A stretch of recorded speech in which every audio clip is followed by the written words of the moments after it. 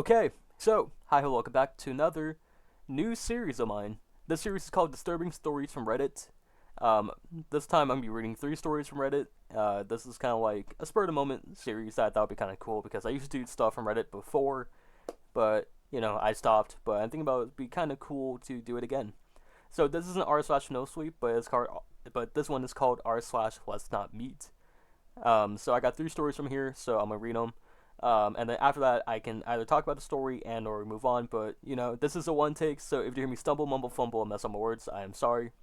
And second thing, I do want to say, please consider using code GOONS at GameSubs.gg. You will get 10% off at checkout. So outside that, let's get into it. This first story is called "My Dad Saved Me."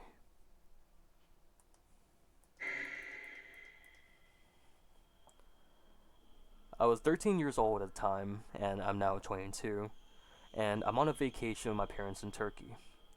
We were in an all-exclusive hotel and enjoying the holiday. The hotel was full of tourists from different countries, and there was this one guy around 20 who was just staring at me for some reason. I felt uncomfortable, and I asked him how he was doing, and that was the wrong choice. The next few days, everywhere I was, he would also suddenly appear. He was just not flirting, but he was just lurking for hours and watching me. He had a really strange vibe around him, and I felt I shouldn't be alone with him. Now, I was still young, so my parents didn't want to leave me alone in a foreign country, so he could not bother me. But one night, there was an entertainment in the hotel, which became boring to me after some time. I told my parents I wanted to go to my own hotel room, and I would see them in the morning. I left and I walked into the elevator, but what I didn't know was that the guy who was watching me for days saw me leaving, and he had followed me. When I saw him also coming in, and I was in great fear. He looked at me silently, and with a sinister smile said, "This is it." I thought assault, SA, or maybe even worse. And just before the doors of the elevator were closing, someone stuck his boot between it, and in order to prevent the doors from closing. I am not kidding. All I could see was a boot. The doors opened, and it was my father. He saw that the creepy guy was leaving at the exact same time I had left, and he didn't trust it. He looked the guy in the eye and said hello. My dad took me to my hotel room, and to this day, I am so glad for rescue because I don't know what would happen if he didn't. Okay, so that was the first story. Moving on to the second one. I'm deciding not to really do any commentary about the stories after each one. Maybe I'll save it to the end of the video. But yeah, this one, the second one. The one day I woke up late may have saved my life. I've told the story in other places and other accounts before, but it bears repeating. One day, I was an elementary schooler. I think 3rd or 4th grade. I was awoken by my mom in a rush. She had overslept, and since she always woke me up in the morning, this meant I also overslept. And now that there was just no way I was going to be ready for school early enough to get on the school bus. If I remember correctly, school started at 8 a.m., and my bus pickup time was 7 a.m., but it was already like 6:40 or something, and I was still in my pajamas and hadn't even ate breakfast yet. So my mom decided that today we would just tell the bus driver to go on ahead, and she would take me to school, which would give me plenty of time to get ready. So I'm sitting there at the dining room table eating breakfast, still in my pajamas, and it's about 6:50 now. We heard the bus pull up, and about 10 minutes earlier than usual. My mom peeks her head out the door and into the foggy morning, and waves the bus on. She closes the door and comes back inside, but the bus doesn't pull away. There's a knock at the door, and my mom opens it to find a man in a bus driver uniform. He explains that he's a substitute driver, because the regular driver called in sick. He says he knows he's a few minutes early, says he wanted to get an early start on the route since he didn't know it well. My mom explains to him that she was going to take me to school since we woke up late. He gets visibly upset and says that he can wait a few minutes since he's already running ahead of my schedule. My mom insists that no, I will not be ready to go in a few minutes, and tells him to go on ahead. He seemed angry about this, but turned around and got back in the bus and left. I returned to eating my breakfast and still don't have my school clothes on at this point. But at 7 a.m. sharp, another bus pulls up to my house, and my mom thinks that this is weird and goes outside to talk to them. She comes back inside looking terrified, but doesn't really say anything about it and tells me to finish getting ready for school. At the time, I didn't know what happened, but my mom will end up telling me a few years later. When she went to the second bus, she found out that it was being driven by my regular bus driver, and it was full of all the other kids that were usually on the route. The other bus was empty, by the way.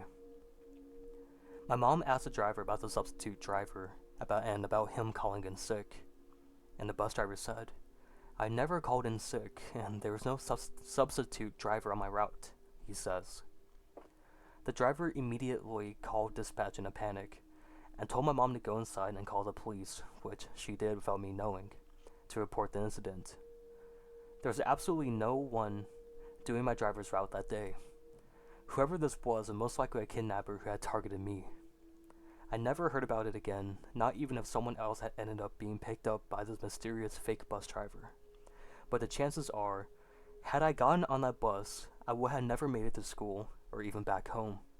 And if Mom hadn't overslept on that specific day, I would have been on that bus.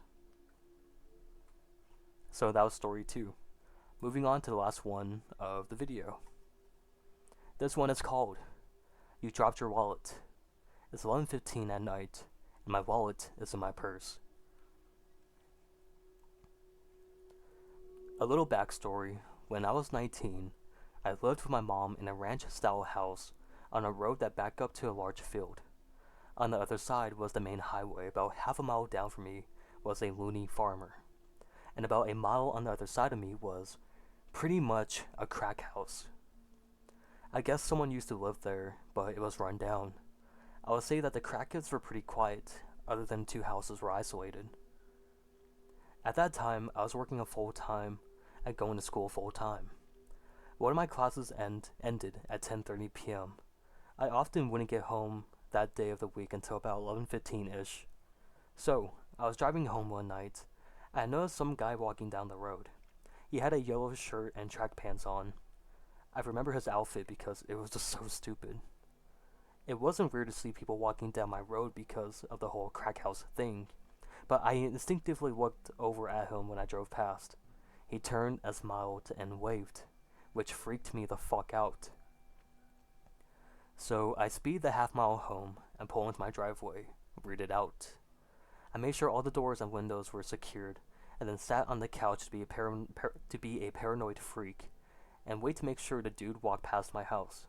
Except he didn't. And there was another guy with him.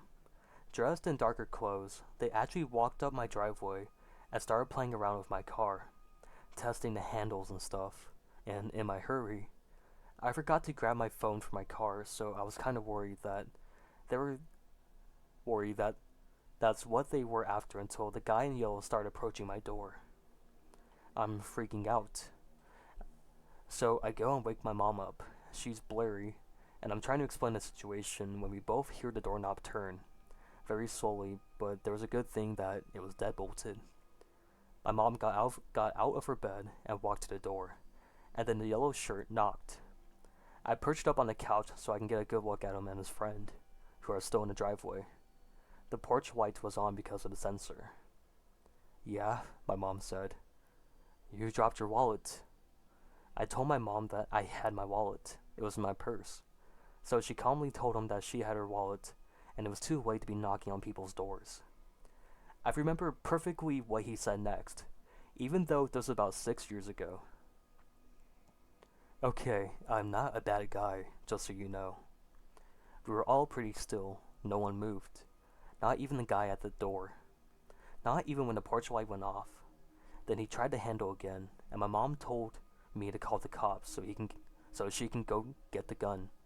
And I told her I didn't have my phone. So she walked to the kitchen to grab her phone from the charger. She handed me the phone and walked to the bathroom. I stared out the window into the backyard. Then she went to her room to grab her Ruger. I was talking to the cops and explaining the situation, all while watching the 2 guys. explained that there were two suspicious guys at our doors.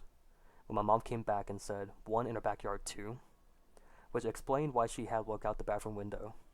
She glimpsed from the kitchen and went to get a more discreet look. My mom walked back over to the door with her gun and loudly said, "If he tries the handle again, I'm just going to open the door and shoot him." Fuck knows why she said that instead of waiting for the cops to arrive, but the guys took off down the road. I told her and she rushed to the bathroom, where the guy apparently in the backyard saw his friends running down the road and sprinted off too.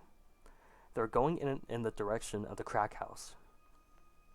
The cops searched our house and our yard and went to the drug house, where they found the 5 dudes hanging around. One was a yellow shirt guy, and I'm assuming his friends were with him. They did get arrested, and nothing weird like that ever happened again. But I was on edge for a while. I still make sure that doors are locked at all times every day, even though I live in a much nicer area now. Anyway, sorry to be a bit anticlimactic. The dudes got caught, and either way, weird guys who told me you found my wallet, let's not meet. Okay, so that was the final story of this kind of like new series that I'm thinking of. Hopefully y'all enjoyed the 3 disturbing stories from Reddit. If this video does well, I might do another one. Also in a few weeks I am planning on also doing another like 2-hour video or hour video of bad 2-sentence horror stories, so look out for that. But I do appreciate everyone. I do appreciate you watching the video, so thank you. If you enjoyed, please leave a like and subscribe. It does help the channel and all that good stuff. And yeah, use code GOONS at gamerstuff.gg and all that good stuff. And I'll see you guys later. Bye everyone.